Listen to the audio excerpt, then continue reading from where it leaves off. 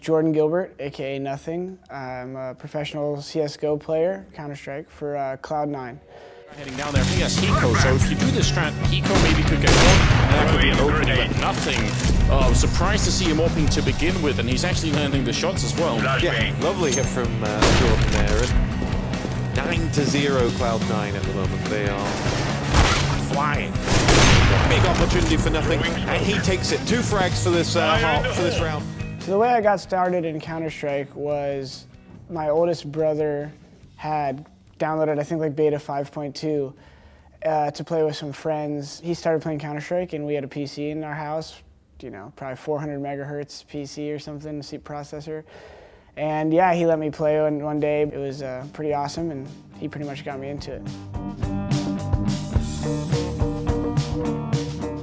When I realized that I could be a professional player, I was about 17, and you know, I was just finishing up my high school so I could go to university, and I played ice hockey and whatnot, and so I was thinking about even playing ice hockey at a university on a scholarship.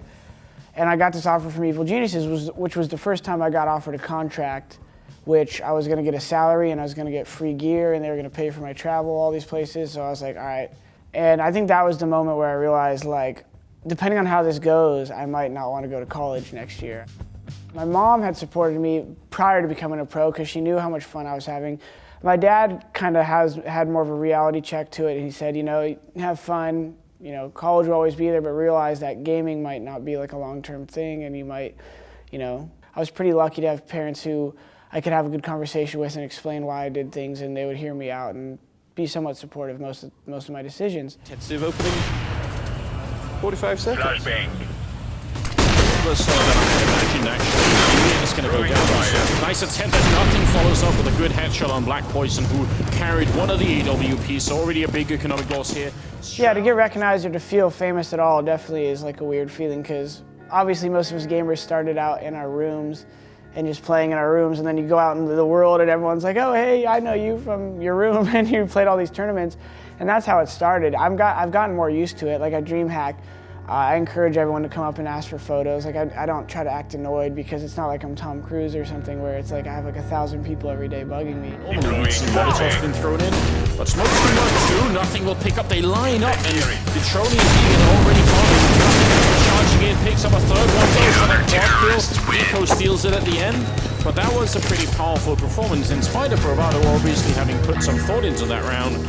Having a supportive sponsor as a player is like one of the key things of doing this, being a professional gamer. Obviously there's the fans and the people who watch and tune in, and that's a big part of it. But without the corporate representation, without the companies that back you, and the ones that actually really know what you're doing, there's companies that try to just put their money behind teams, and then there's companies like HyperX who come in and they really try to talk to us. I've talked to HyperX, I think, since I first joined Evil Geniuses, and now I'm on a different team and I'm still working with them. So you could tell HyperX and is one of those companies that, you know, genuinely cares about their gamers. I don't need to sit here and talk about every single one of their products, and that's the reason why I win. Their products are reliable, their products are good. It's pretty simple for me to say that. Their support is good. It's genuine. It's not like I have to sit here and lie about what they're doing for me. They make it possible for me to come to this tournament, and it's that simple.